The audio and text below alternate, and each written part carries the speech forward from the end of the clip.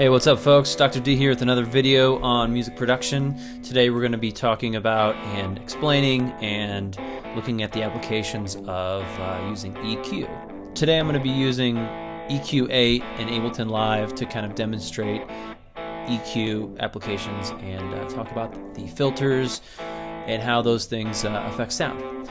So down here in the left side you see we've got the EQ8 plugin open, the native EQ plugin for Ableton. You have a frequency spectrum of audible sound, which is going from 20 hertz to 20,000 hertz, or 20 kilohertz or 20K, and that's kind of like the audible frequency range. It's what we're kind of working with in the DAW platform.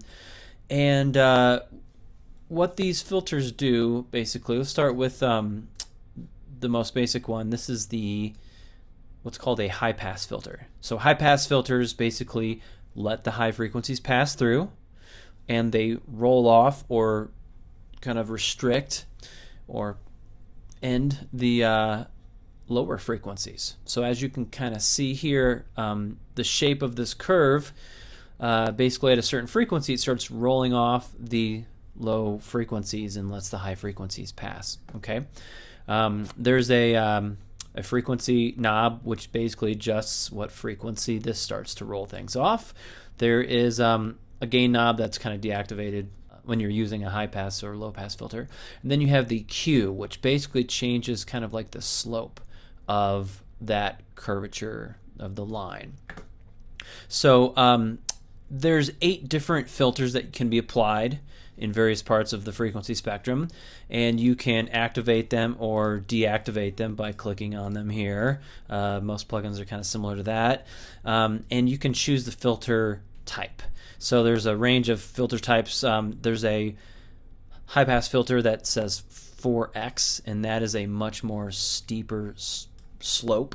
You know, if you really wanted to stop at a certain frequency and just end that frequency, you know, the lower frequencies at a certain point, you could use the 4x, and it's just a much more steeper slope there. Low pass filter is the other really useful tool, and this is the same but opposite. It basically takes out the high frequencies and lets the low frequencies pass, so hence the low pass filter. And that's kind of a tricky thing with the names of these things. A lot of people, when I quiz my students on this, a lot of people get flipped around. They think that, oh, the low frequencies disappeared, so it must be the low pass filter. No, it's the opposite. If the low frequencies are disappearing when you put the filter on, that's because it's a high pass filter. The high frequencies are passing. So it's kind of counterintuitive a little bit with the names, but I didn't make up the names. It is what it is. So we've got the high pass filter and the low pass filter. This is being the low pass filter. And other filters that are similar to that and less extreme would be this little horse. It's kind of like, it almost looks like a wishbone, but this is called I call these shelf filters. So this would be a low shelf filter on the low frequency end, and what it does is it basically boosts at a certain frequency point. It boosts the frequencies and or reduces the frequencies, but levels off to a shelf, to a little level here. So if you want to like remove some of the low frequencies, not like totally cut them out like with the high pass filter, but kind of like tap them down a little bit at a certain point, you could use the shelf filter to do that. And when you change the gain, it's basically how much of a reduction or a boost is happening. The frequency is basically at what point it starts to roll up or off, or up or down those frequencies with that filter. And then the Q is basically like the slope of the line once again. So more extreme slopes on a higher number of Q, and then a lower number of Q is a more gradual line. So you've got the shelf filter, which would boost or reduce the low or high frequencies if you're using it on this side. Here's the other high shelf filter, and it's the same deal but just affecting the high frequencies. either boosting them or reducing them. So that's a shelf filter. It's like for tapping down and lessening the intensity of some low frequencies at a certain point and then on, or high frequencies. And you would use it kind of to, do what I just said. The other filter that you'll find is what's called a notch filter, or band filter. But what this is it takes at a certain frequency point, wherever you set it, it's going to boost or cut those frequencies in a sort of parabolic manner, kind of like a little bell curve type of situation, as you can see down here. Okay, so we've got this this set at a certain frequency, right, depending on where you put it, and the gain can be put to positive if you want to boost that frequency and some of the frequencies around it, or if you want to reduce those frequencies. So this is a nice, very surgical tool. And the way that I use this often is I'll fish around for a frequency that I like or don't like. And once I find that frequency, like, oh, 500 hertz, it's really boxy sounding. I don't like that frequency. I want to get rid of that. I found it and I've heard it in this instrument or track or whatever. And I can then turn the gain down and remove that frequency. I can also adjust the Q of this, which is the intensity or the slope of that curve, and I can make it much more focused. So if I find like a frequency that's just like really bugs me, like, oh, that frequency right there is really nasty. I don't want that in my guitar track. So I can kind of like turn the gain way down, and I can basically suck out that frequency in a very surgical, focused manner. So similarly, you might apply the same principle to frequencies that you might need more of or want more of. And what I might do is similarly make my Q kind of narrow so I can hear that focused frequency. I can go fishing for it back and forth across the frequency band, either with the knob or by clicking and dragging on the little dot there. And once I find that frequency that I like, I probably don't want to boost it this extreme, but I want to boost it a little bit. And I'll kind of, a lot of times I'll give it a little bump there, a little focused, quick little bump right there on that frequency. So that is the tools, and pretty much all EQs, equalizers, are going to have the same basic filters, as they're called, and you're going to have the same parameters. You're going to have the frequency, the gain, and the Q, which is the slope angle. So all the plugins you might fly in here are going to be similar. Just as an example, let me go through another plugin that a third-party plugin that I have that's an EQ. Okay, so I found another plugin from a different maker that's very similar. So this is an EQ equalizer here. You see the frequency spectrum going from, this one says 16 up to above 16K. But once again, we have all these points. The top and the bottom one are the low pass and high pass filters. And then there's various points here that are the bell-shaped notch filters, right? And as you can see, when I move these things around, I'm messing with the frequency. I have the Q, which I can make, much more sloped, focused boost. I can gain it up or gain it down. There's also a range knob, which and a threshold knob, which I think this has some characteristics of a multi-band compressor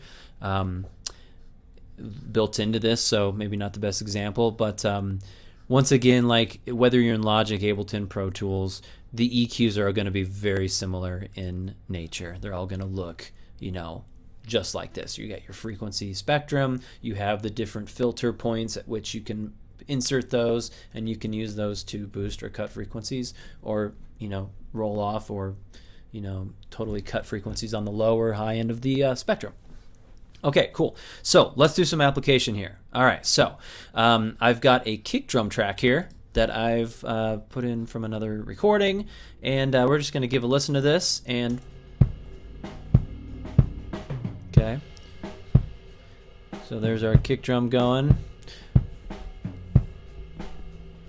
So one of the things I hear is I hear a lot of like snare and hi-hat cymbals in this kick drum track. So one of the things I might do to focus that sound of that track on the sound that I'm actually trying to capture is to use a frequency filter that removes the high frequencies and lets the low frequencies pass, the low pass filter. So to apply this, I kind of engage that filter, and I'll just hit play, and I'm carefully listening here to the point at which I start to affect the kick drum. And I don't want to affect the kick drum, I just want to remove the snare drum. So I'm kind of listening to the kick drum really hard, shifting this over until I start to hear it affect the kick drum.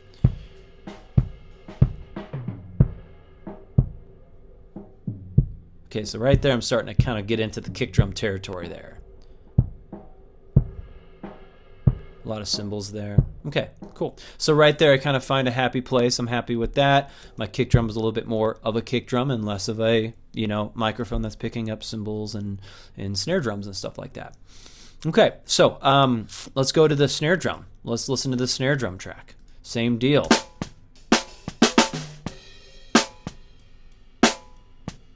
I'm hearing kick drum in my snare drum track. It's the bottom mic on the snare drum, so it's really sizzly, but it's right there down by the kick drum. So once again, I don't want the kick drum in my snare track as much, so I can use a high pass filter, which will take out the low frequencies, let the high frequencies pass, to do that.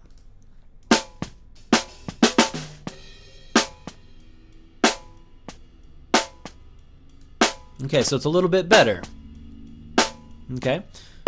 Also have some cymbals in there, so maybe I could get rid of some of those cymbals way up in the top frequency range above 10K. I can add a low pass filter as well. If I want to get really surgical, I can go fishing for frequencies in between those. I can make a pretty narrow Q on one of my notch filters, and I can go fishing for a frequency I like or don't like and just kind of listen.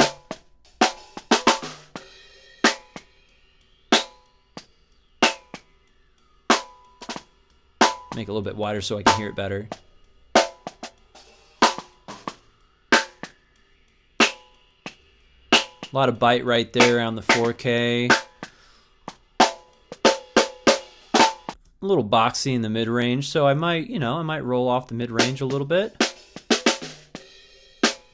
So I would use these tools in that same manner to get rid of sounds I don't want bleeding into the microphone, or just removing some of the lower high end of the sound, whatever I'm looking for, and then I can go fishing and do a little bit more surgical moves of boosting or cutting frequencies that I don't care much for. All right, let's do this again on a different track. I've got a vocal track here that we can use as an example, and voices are something I often use EQ on, and I use like a range of the EQ filters to kind of really harness the best parts of the voice, and I'm going to kind of demonstrate that here. So vocal track, let's listen to it solo at first, then listen to it. Relaxing, but like a snake it creeps, complacency. I need a little Okay, so a lot of times with vocal tracks and recording a voice with a microphone, the closer you get to the mic, the deeper my voice gets. It's called proximity effect. And you can, it's nice to have a big, huge, deep radio voice, but it's kind of not necessarily realistic, right? When I'm further away from the mic, my voice is less deeper than it is when I'm up close. So a lot of times I will trim out the low frequencies of the voice and make the voice a little bit less bassy. I do this because it helps the voice kind of be heard a little bit better, and it also, the lower parts of the voice, the lower range of the voice a lot of times gets into the range of your guitars or bass tracks, and that can make the bass harder to hear. You got frequencies kind of fighting against each other, and it's not really necessarily naturally part of the human voice anyway. So I'll kind of do that with a high pass filter here. Relaxing, but like a snake it creeps, complacency. I need a little chaos to know that I'm alive. Okay, so I kind of removed the stuff down there past like 125, which is 125 is kind of where the bass guitar lives in that realm. And it's not every plugin has this, but the one in Ableton does, the EQ8. It shows you kind of a frequency spectrum reading Relaxing, of that but sound. like a snake it creeps, you can see those things dancing around. Not every plugin does that. The ones in Pro Tools that are native don't, but this one does, and that's super handy. So, you know, my bass guitar is really active right here in that frequency range. That's kind of the sweet spot of the bass. And I don't need voice on my bass, you know, in my bass frequency range. So that's one of the reasons a lot of times I kind of try to dump out all the stuff below like 125 on a voice, just because it's in bass territory. So I do that. Another thing I'll do is I'll go fishing for the frequencies that I'm, you know, haven't removed yet, and find the ones that I like and the ones that I don't like. So I'll find a pretty narrow Q setting on my one of my notch filters, and I'll just go fishing and listening. Relaxing, but like a snake it creeps complacency. I need a little chaos to know that I'm alive, living for the moment and trying not to die. Relaxing, but like a snake it creeps complacency. So I'm hearing like this kind of boxy, well, I don't know, frequency range I don't quite like, right around here, right around, you know, whatever that is, 700 hertz. So I'll do a little bit of a cut of that, and then let me add another additional filter. I can disengage and engage additional filters as I use them and need them. So I'll do the same thing again. I'll make it kind of a narrow Q and go fishing for frequencies. Relaxing, but like a snake it creeps complacency. So there's some nice aspects up here of the sibilants, the articulation of the voice. So relaxing, but like a snake it creeps. Kind of right around there, around just under 10K. There's a little bit that I liked, so I'll add a little bit of a narrow Q there. You know, you can see my Q is at like 5.4, whatever. It's pretty narrow. And then my gain, I'm only gaining it up like 2 dB or so. You got to be careful when you're using EQ, because you are gaining up a frequency. And if you don't want to gain your track up and turn your track up louder and mess with your balance as it is, you don't want to be boosting stuff. It's better to remove things than it is to boost things. And I'm just doing little bumps on the things that I'm boosting, and maybe a little bit more heavy-handed with removing stuff, because it's easier to take away. It's better to take away than it is to add things when you're doing EQ, because it's easy to kind of just mess up your mix. So what am I looking at? This is the fourth point here for the EQ filter. I'm going to change it to a notch filter and go a little bit more efficient again. Relaxing, but like a snake it creeps complacency. Okay, cool. So there's a little bit more of that sibilant that I was liking here, around like, looks like around 5 or 4K or something. So I might, you know, boost some of that a couple dB. All right. And relaxing. Maybe I'm starting to hear my voice be a little bit too bright. I like these brighter elements, but now that they're up, like the voice is a little maybe harsh sounding. I could add a really, really subtle low pass filter and kind of see if I can get this to work the way I want it to. Or it might be better to use a shelf filter. So there we go. I just want to kind of take the edge off those high frequencies. Relaxing, but like a snake it creeps complacent. There we go. Okay, cool. So you can see it's kind of a complex looking EQ shape, you know, that I have here with all these filters. But hopefully the way that I use those and the way that I applied those and the theoretical kind of application of those things. I'm doing these things for a purpose. I'm finding frequencies I like. I'm, you know, giving them a little bump. I'm shaping out and cutting out the frequencies that I don't like and frequencies that I don't need and frequencies that fight against other sounds in the mix. And then I'm maybe doing a subtle like little touch on the top or the bottom end of the range with a high pass or low pass to kind of just tap things down, just make them, you know, perfect. So these are the tools that you can use in EQ. That's kind of the theory with in the practice with applying those. And hopefully you found this useful, and you can use this on, you know, every single track that you ever record, or how to tune your guitar amp and get your tone of your guitar to sound good. It's all the same thing. Understanding EQ and the frequency range and what those frequencies sound like, and how to find the stuff that you like and find the stuff you don't like. It's a great It's a great skill to have, and it's a lot of critical listening stuff. So thanks for watching. Be sure to subscribe. We'll see you in the next video. Take care. Peace out. Live your best life, don't be afraid.